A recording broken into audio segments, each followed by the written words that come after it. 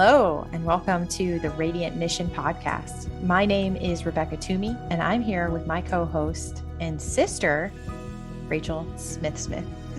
Yes. Am I going to introduce you like that every time? It's Rachel Smith, or do you want me to start dropping the second Smith? I'm fine with it. I'm used to it. Like I said, the intro episode, that people actually think that my last name is Smith. So I just love it. It's the best.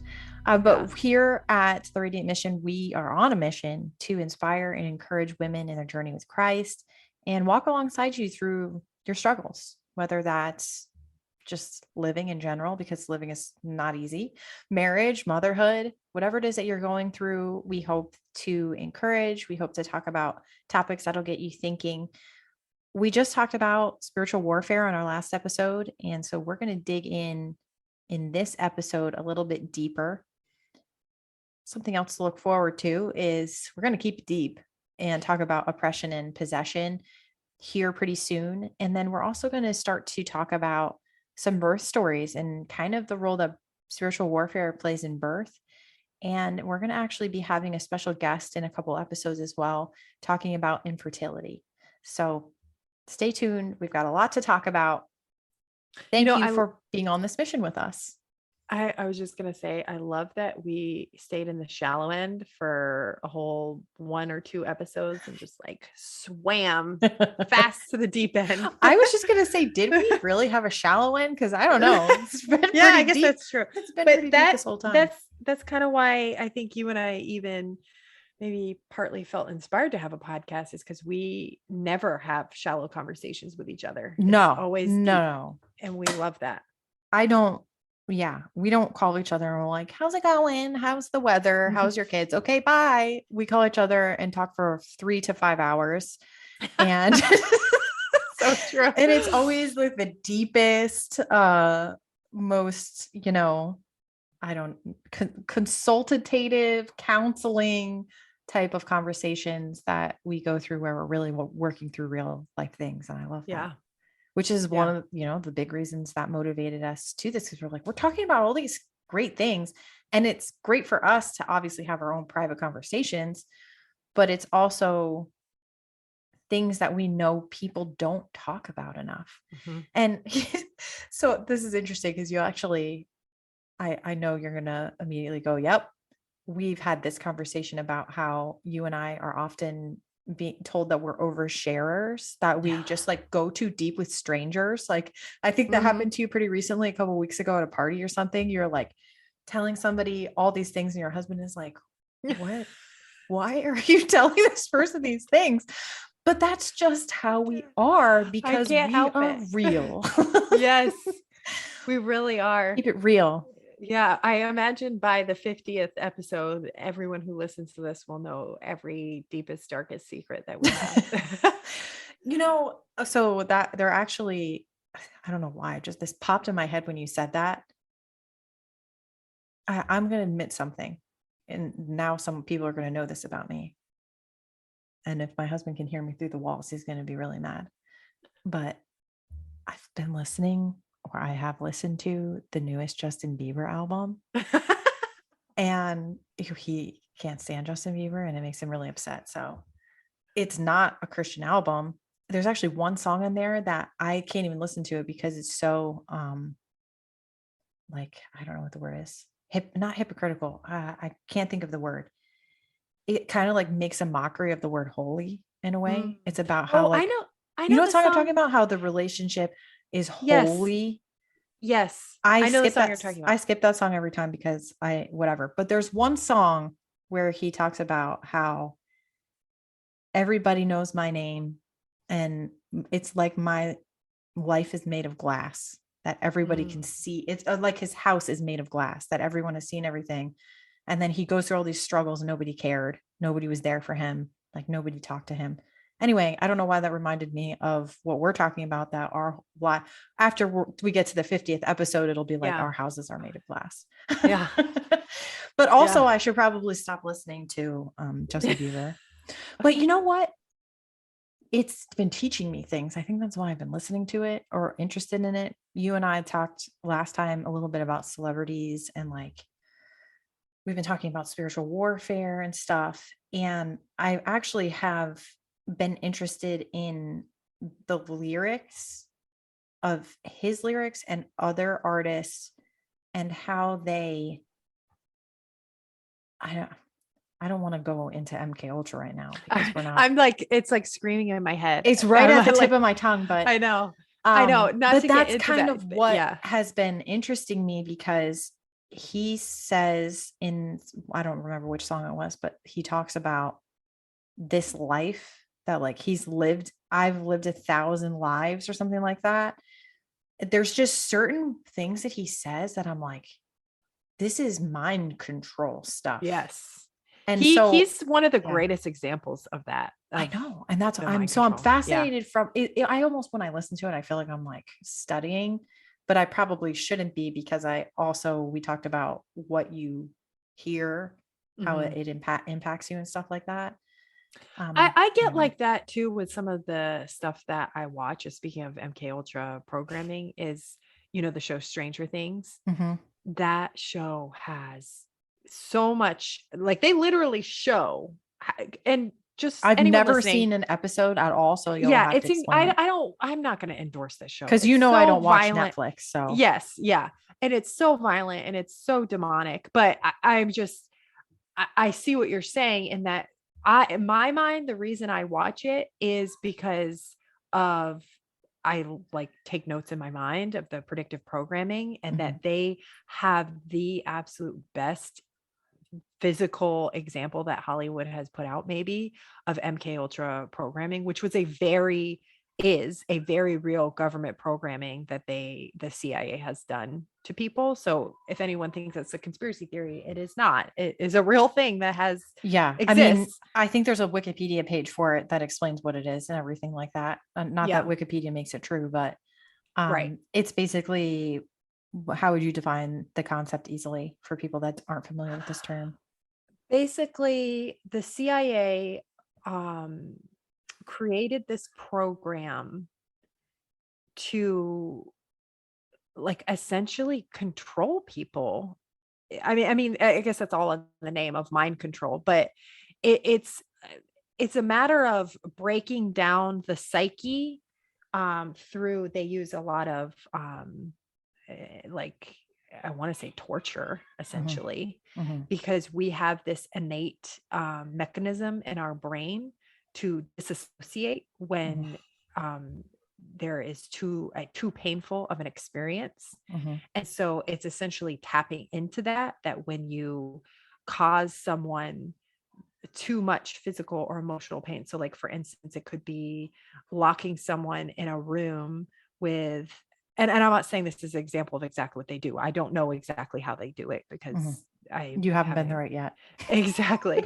But for Hopefully they example, don't snatch either of us up after having this conversation. yeah. I don't know if I can post this on YouTube, but that's okay. Yeah, really.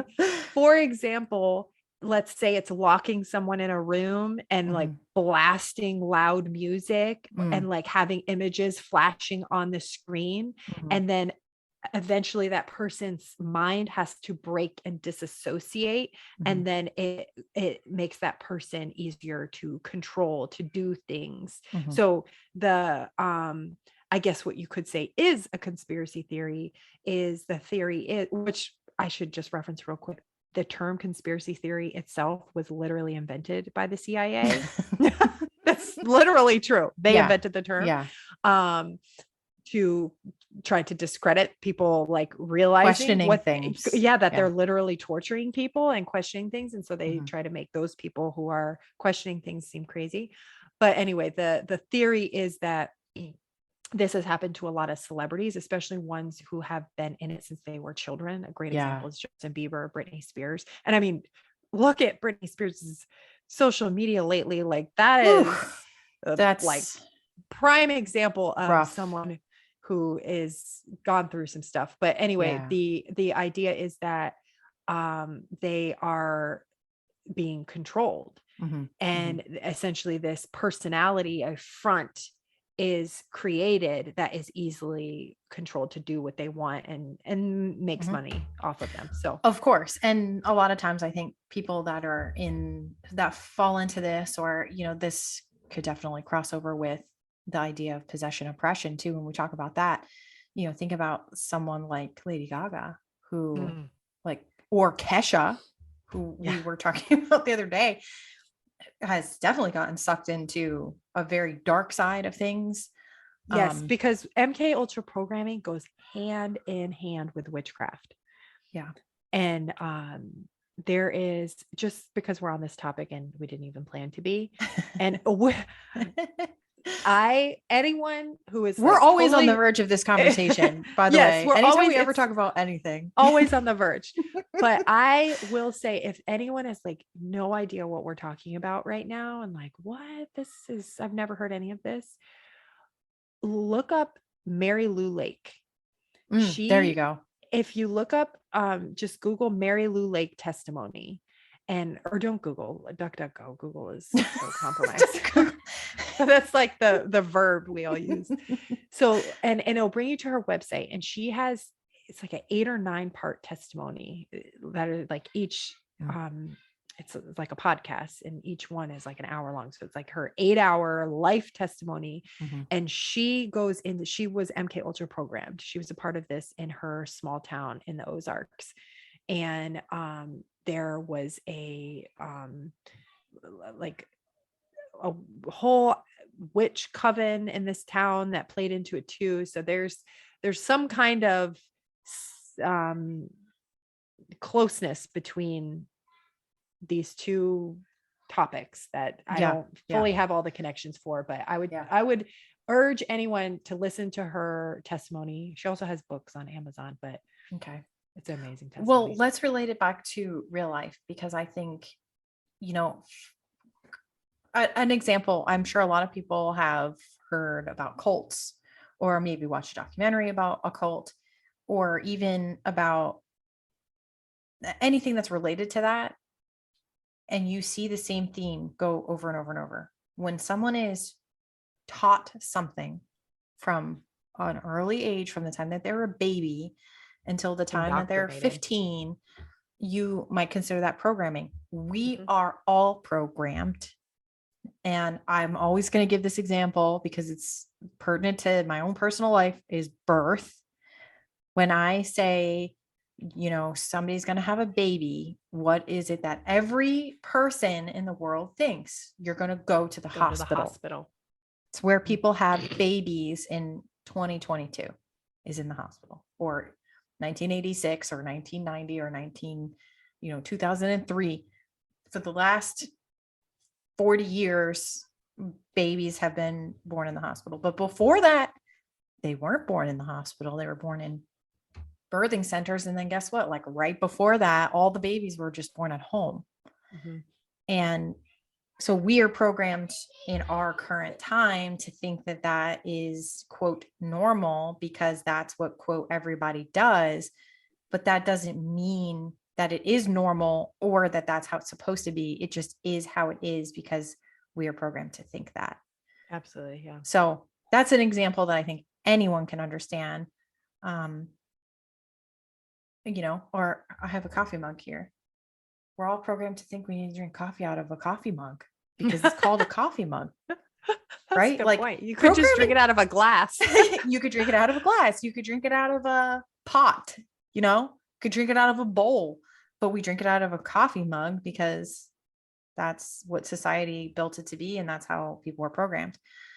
I'm like way off topic here at this point, but I do think that this plays into a lot of our conversations, because we follow these people. Like, these are the people that we as a society look up to. We follow their social media pages. We watch their documentaries on TV. We listen to their music. We watch their music videos. We watch them do whatever it is that they do.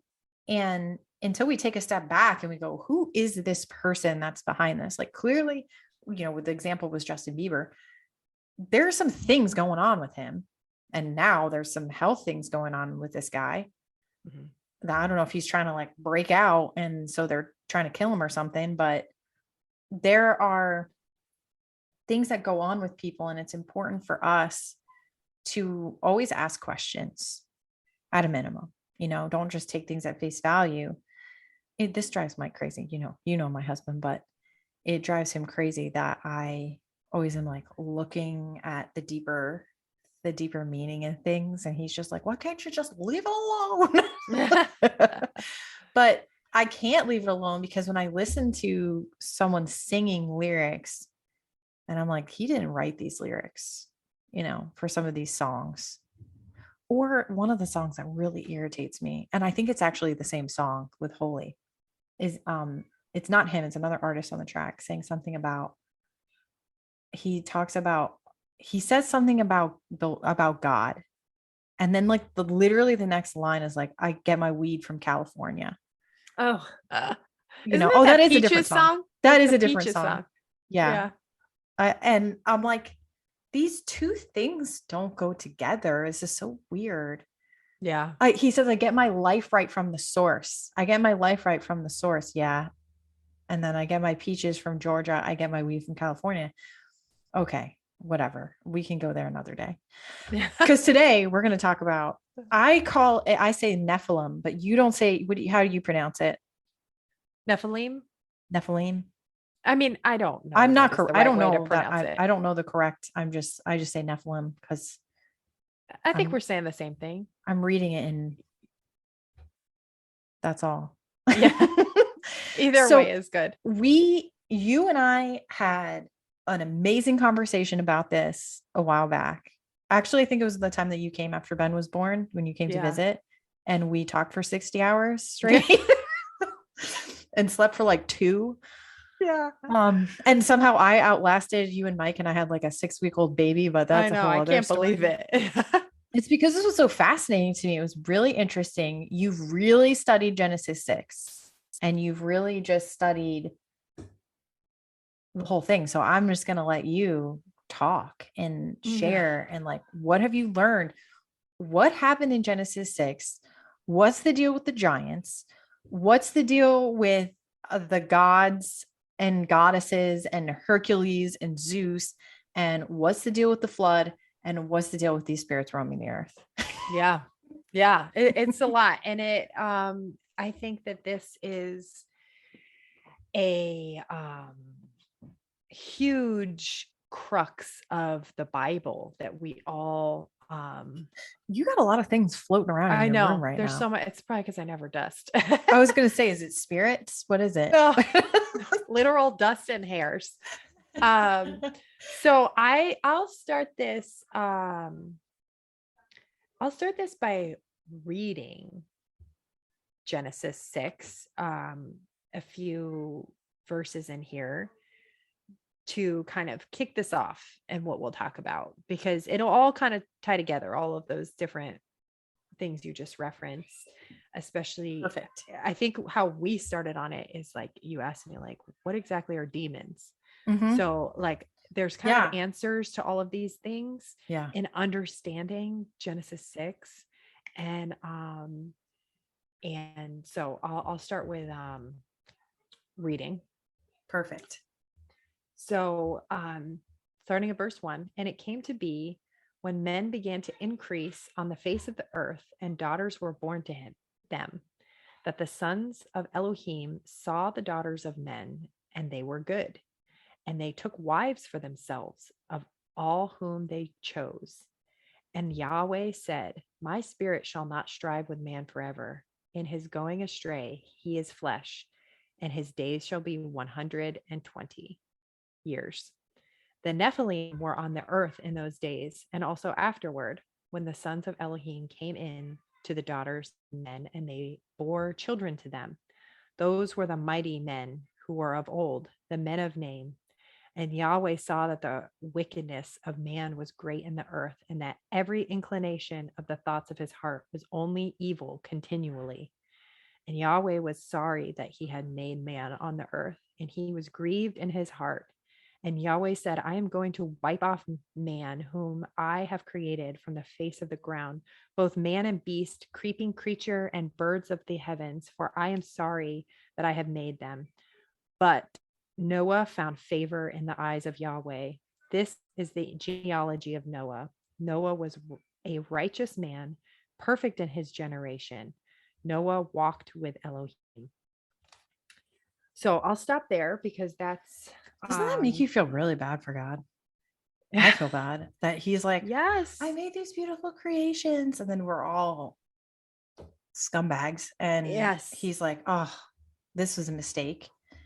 Absolutely. I'm sure any parent can relate to this when your kid is going through maybe the toddler years. Maybe I'll give an example. You know, for mine, it would be taking toys from other kids. Like other kids come over and she's like acts selfishly or something like that. It's like, oh man, like I did a terrible job. Or like maybe if your kid hits other kids, you know, when they're little. Yeah. I'm sure we can relate to that as a, you know, being parents, that it's painful to see your children falling down and Corrupt. stumbling, or teenagers. It's even worse. I mean, toddlers, that's an easy baby example, but watching your teenagers, I'm sure it was hard for our parents to watch us all stumble and become heathens. Yes. Yeah, absolutely. And what I think, you know, anyone who's gone to church has probably read the book of Genesis and read this before. And so it's like we've all heard this before. But what really started to change things for me is studying the Nephilim. And I also have like listened to probably hundreds of hours of content of men and women who are vastly more researched on this than I am. Just to name a few, Chuck Missler. Oh yeah, Chuck, he's the best. Yeah, he's amazing teachings on the Nephilim. Also, I know I've mentioned this in the podcast before, but the podcast Blurry Creatures, they have on a ton of biblical scholars and authors and guests who have expounded on Genesis 6 and the Nephilim, like Ryan Pitterson, Judd Burton, Timothy Alberino, Doug Van Dorn, Michael Heiser. Those are names of just authors and just people. Oh, and Dr. Laura, what's her last name? I can't think of it. Can you add all of these names to our notes? I'll add them to the show notes so that when people go to the show notes for this episode, they can snag some links to some things. I'll link some things up. Absolutely. Especially because I can't think of Dr. Laura's last name off the top of my head right now.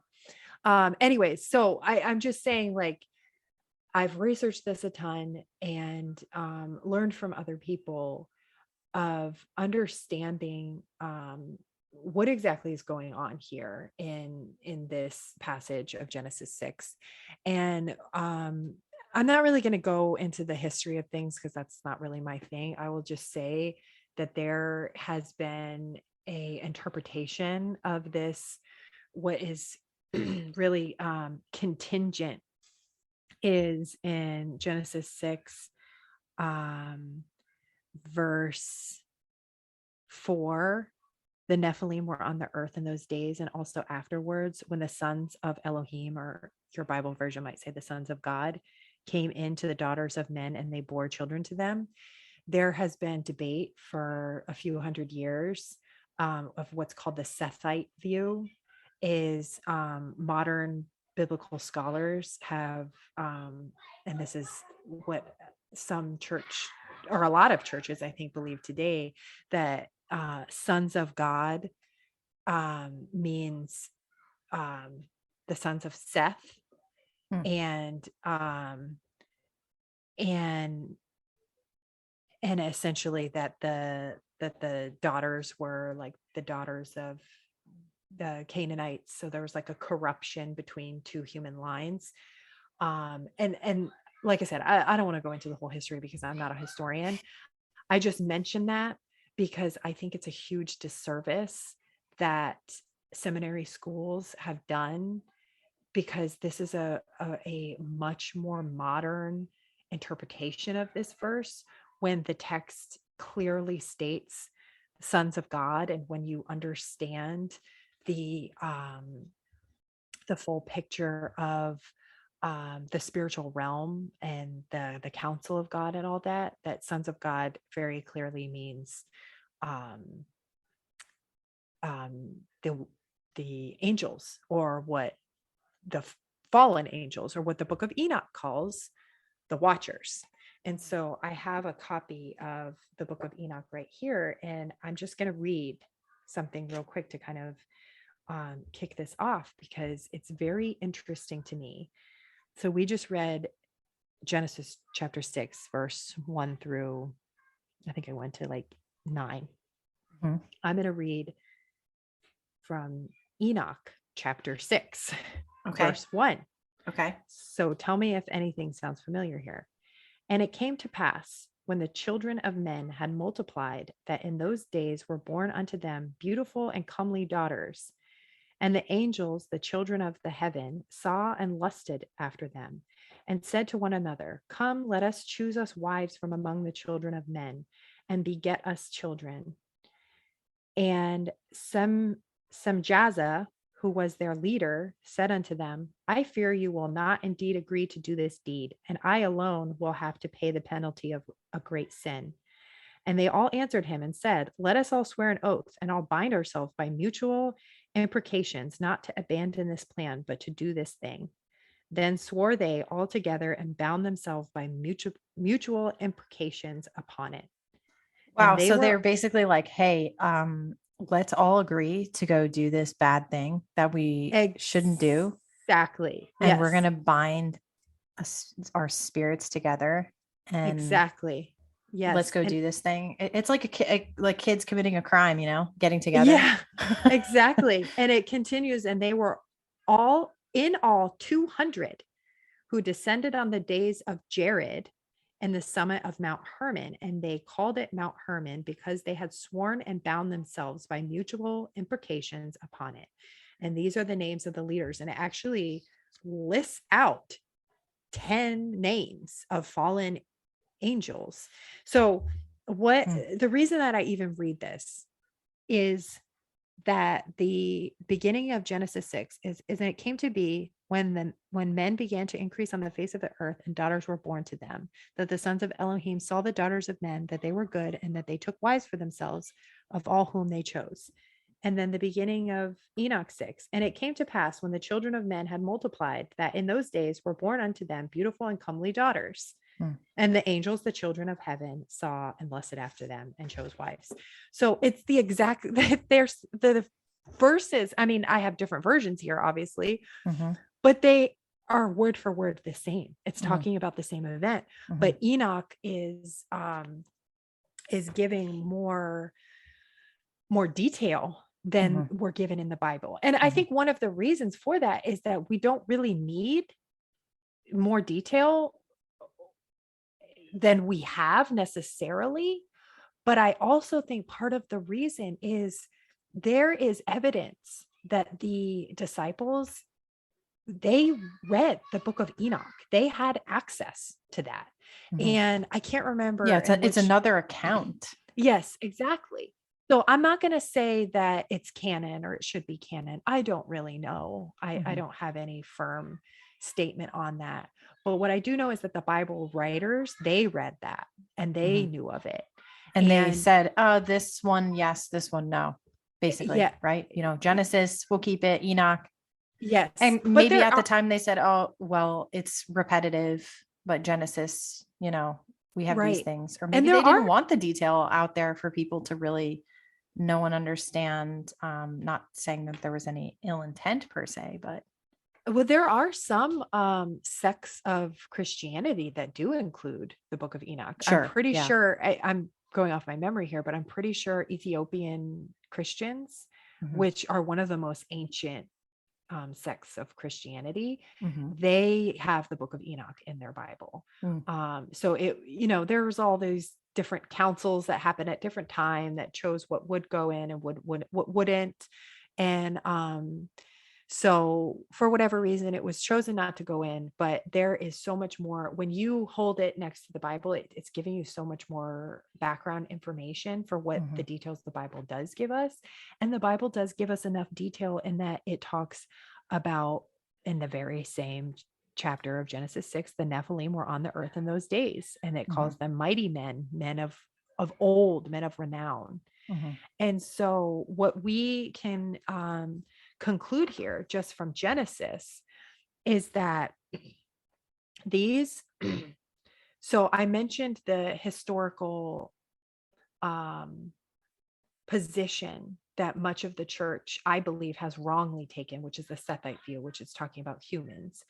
Okay. It's not talking about humans. This is it's talking about fallen angels. Exactly. And the book of Enoch backs that up because it literally says that. But there's plenty of other references in the Bible. And I just think it's so I want to ask you about the fallen angel part. Why were they kicked out of heaven? Well, like we talked about on our last episode, when Satan, he shall who not be named. Yeah, he shall not be named. Yes. And I even read that verse that Yeshua saw him fall from heaven like lightning. You think he punted him out? He was there. Yeah. But he wanted to be worshiped like Yahweh. And this is really important for what we're about to get into. He wanted to be worshiped. And so he took or deceived, or I don't know exactly the background reasons why, a third of the angels with him, and a third of the angels are the watchers. That's right. And so he's like their leader, angels. And they formed a mutiny against God. Basically, they're like, we're out of here. Yeah. Yeah. And so from the details that Enoch gives us, it's 200 of these fallen angels, which there could be way more than that. Well, if it said that there was a third and 200 went with him, then we do have a better idea of the number, the total.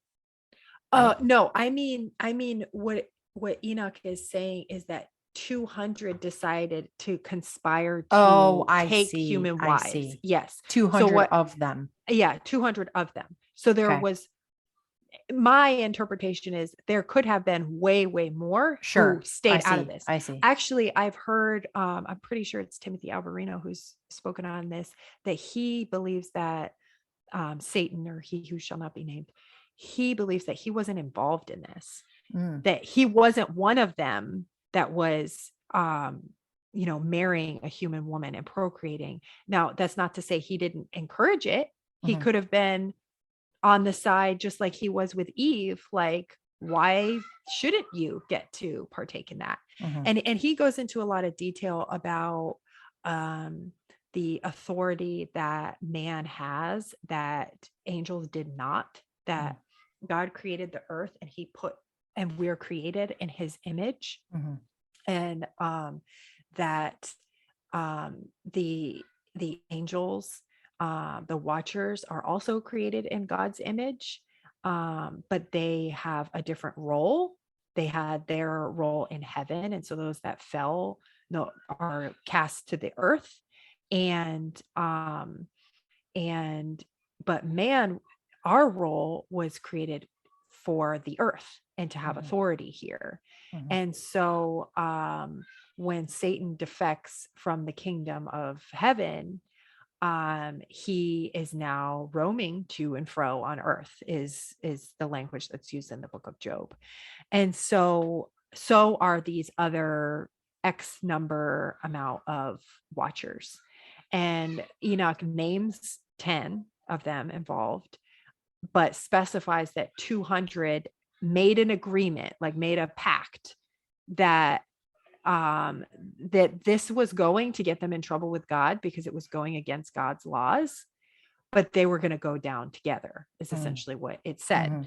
And so this is why this is so pertinent, is I am getting to a point here, is the Nephilim.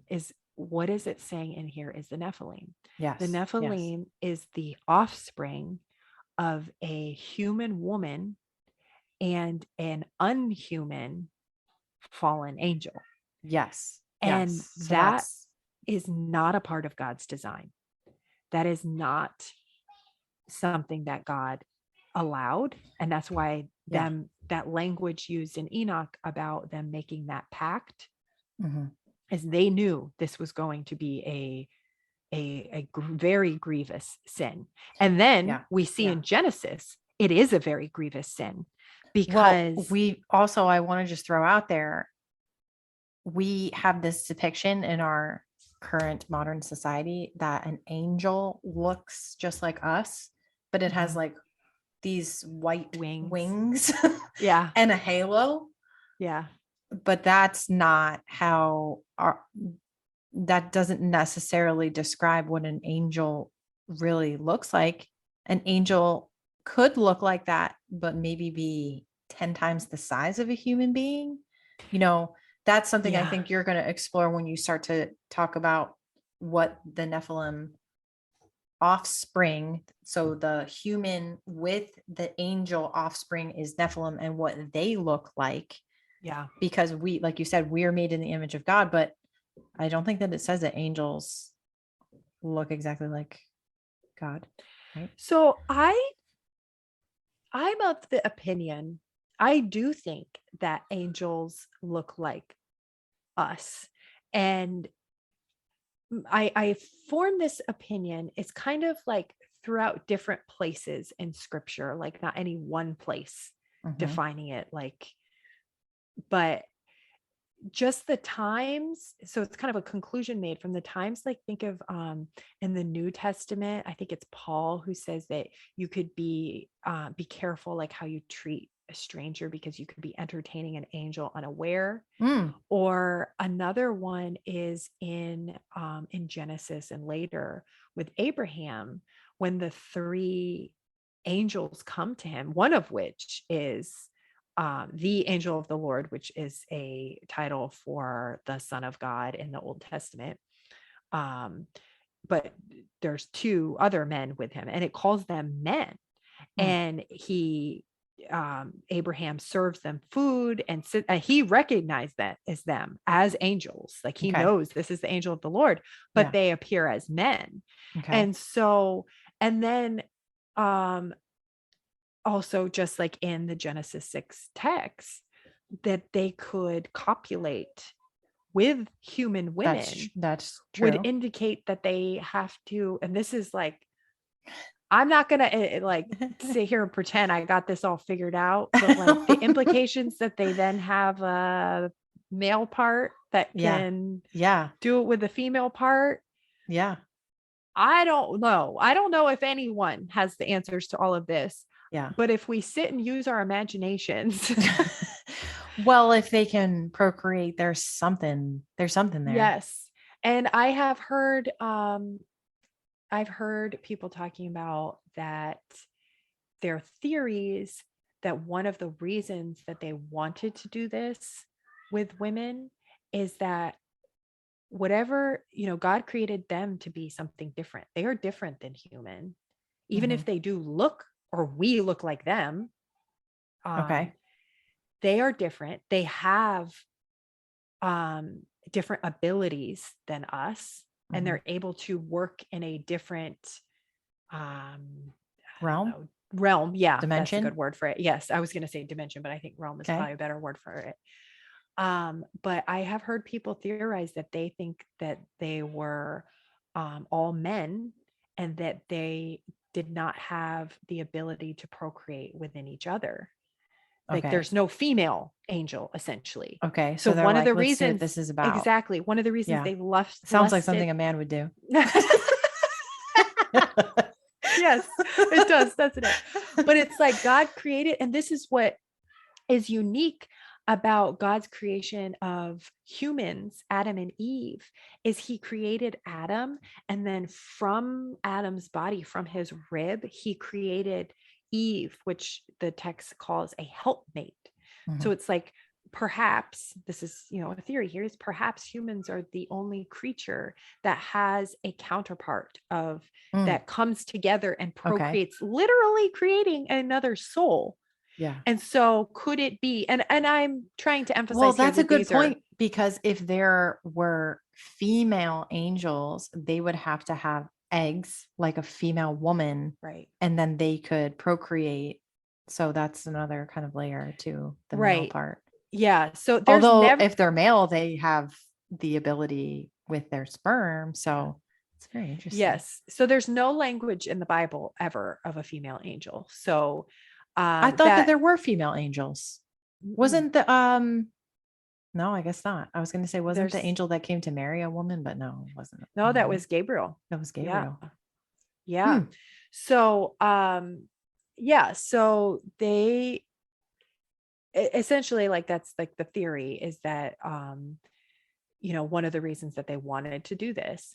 And another reason that they would want to do this is, you know, to have their own children, but also to have authority over what essentially, like, they're sneakily trying to bypass what the laws of creation that God set in place in for man, and that the only way that they could have any authority on earth is to create a Have children. child, Yeah. exactly, that has human DNA, Yeah. which then gives their child authority. Sure. So they're that filling their quiver. exactly. I love that. That's a good way to put it. Yeah. Well, I don't love that for them, but I mean, No. I just love that verse where the Lord tells us to fill our children quiver. are arrows. Yeah. Yeah. And Against the enemy. Well, so the enemy, technically, if he brought down with him these folks, he's like, I'm going to fill my quiver too. And we can go to war, which is kind of what we're getting at with what eventually is a theory of happens with the Nephilim. But before we get to that, I want to talk a little bit with you about the looks, though, because I know, you know, I just asked you about what do the angels, the fallen angels, look like. But then the Bible, it talks about when giants roamed the earth. So what's the deal with that? Yes. So the Nephilim are the giants, and the Nephilim are the children of these watchers, these fallen angels. Was it like the humans and the watchers, it just didn't work out, that they didn't create these beautiful babies? No, they ended up with their giants. Babies were monsters. Yes, exactly. and actually, I've heard people say that they think that the watchers must have been like, what have we done? That realized what they did was a mistake, because their children were literally monsters. And I don't know exactly how that would have worked, as, like, you know, I'm postulating here, but like, were the women literally giving birth to these giant babies and being split in half and dying? Yeah. Or were they born a normal baby size and, like, you know, think of almost like giganticism or whatever the word is, but they grew at a rapid pace and then there's a lot of theories on how tall did giants get. And I don't know the answer to that. How giant were they? Were they like 6 feet, 7 feet, 8 feet? Like, right. 6 foot is not a giant. No. But I think it's safe to say 10 feet, anywhere from 8 feet to 200 feet are the possibilities here. I mean, a lot of people think it's crazy to think that there were giants that were 200 feet tall, but then there is some like kind of allusions to it. Like, if you go further, giants is mentioned.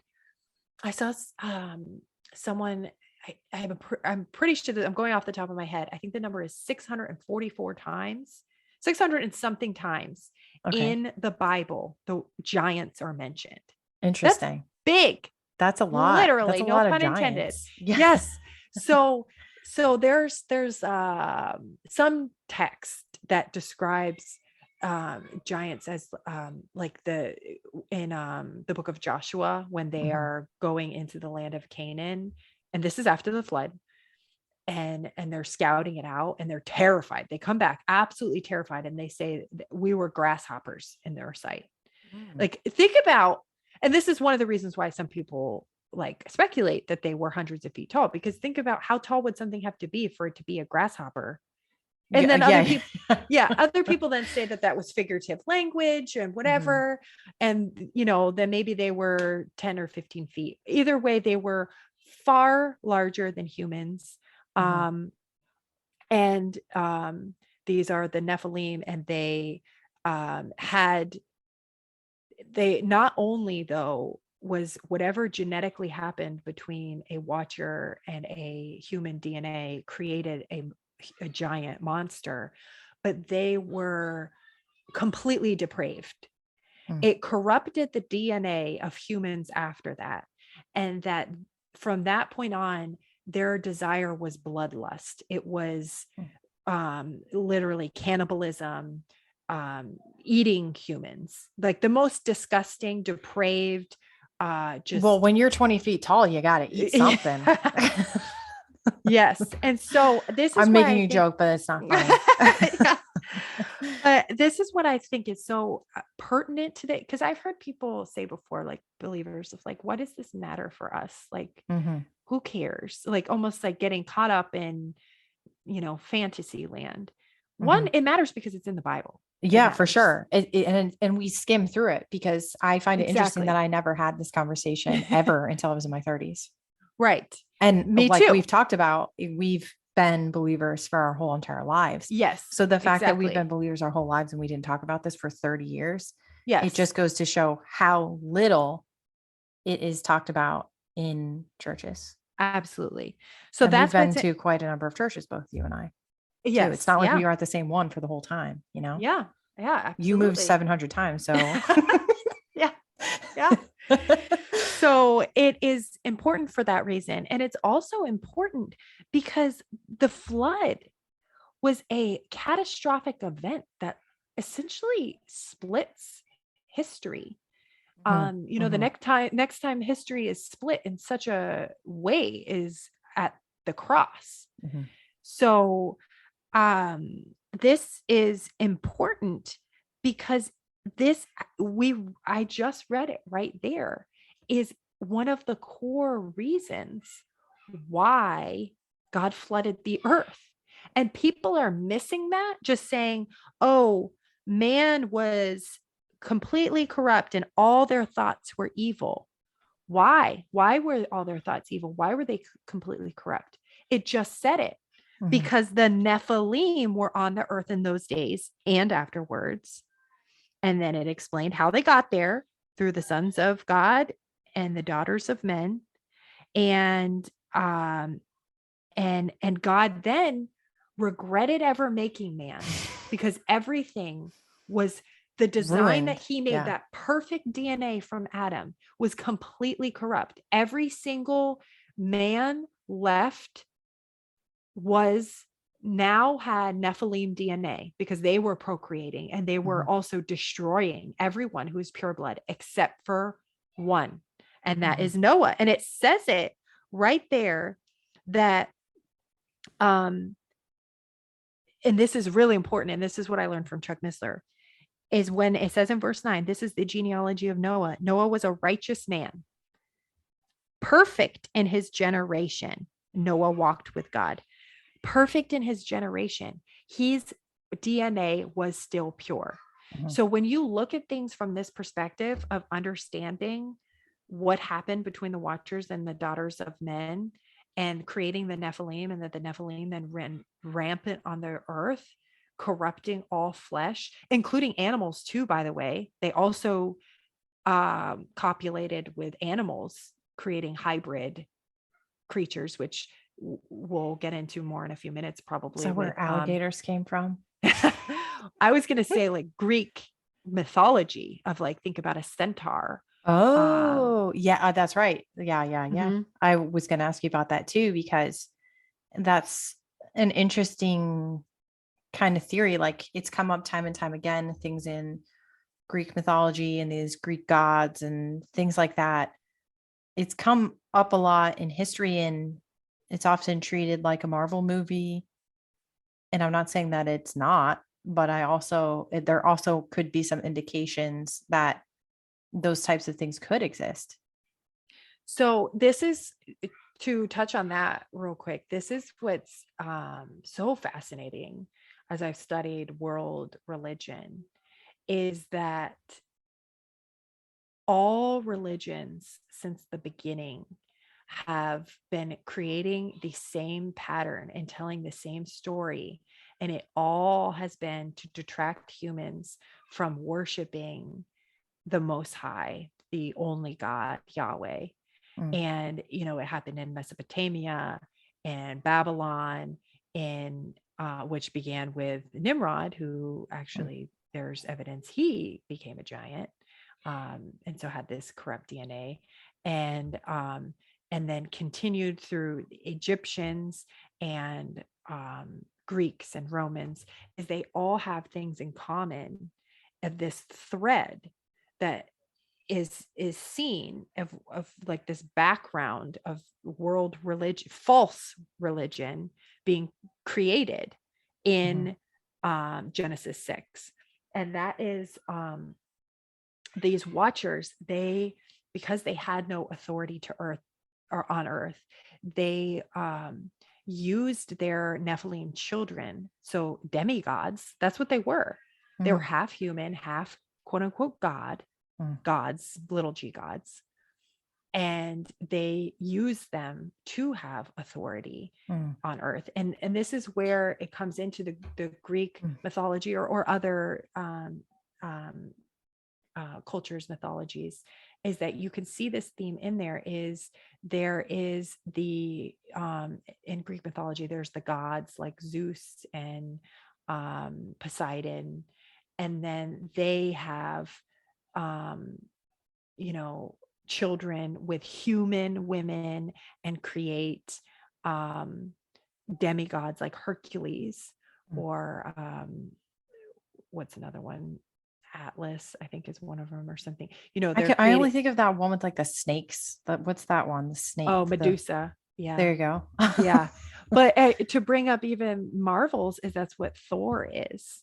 Is Mm, Thor is from the mythology, and is I think that's what's it called, like the Celtic or whatever mythology, but that he's a demigod.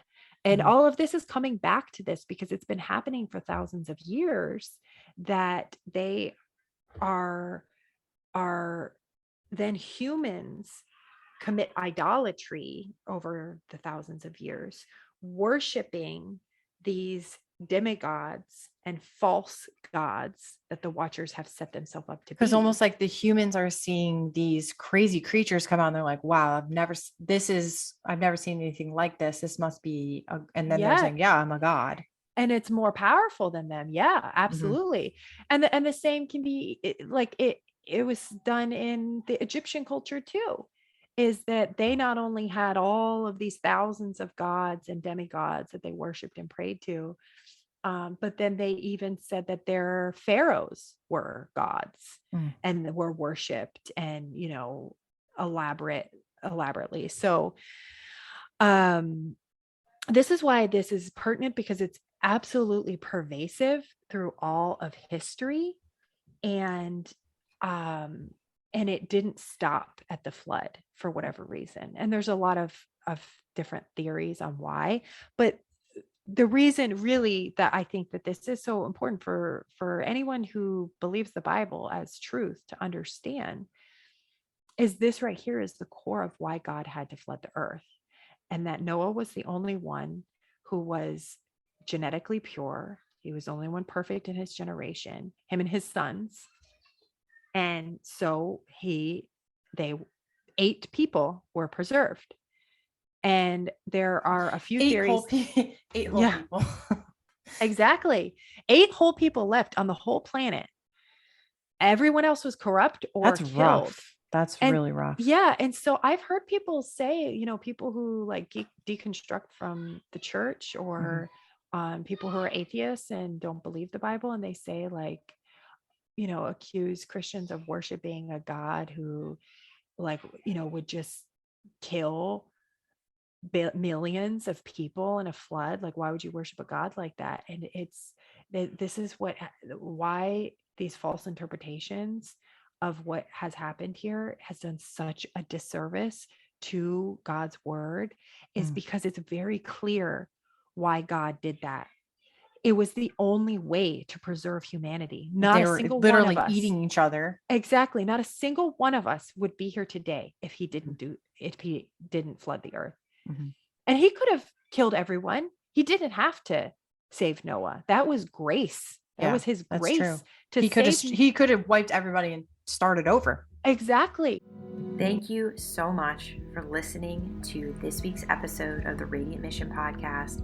We covered a lot in this episode, but we still have a lot more to cover when it comes to the Nephilim and the spiritual realm.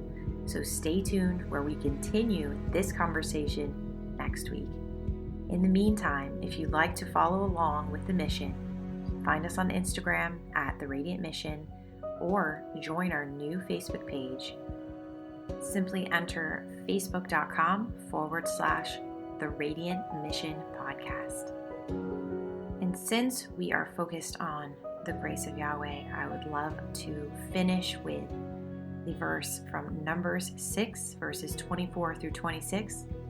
The Lord bless you and keep you.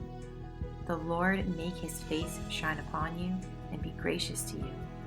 The Lord turn his face toward you and give you peace. Wishing you a radiant week.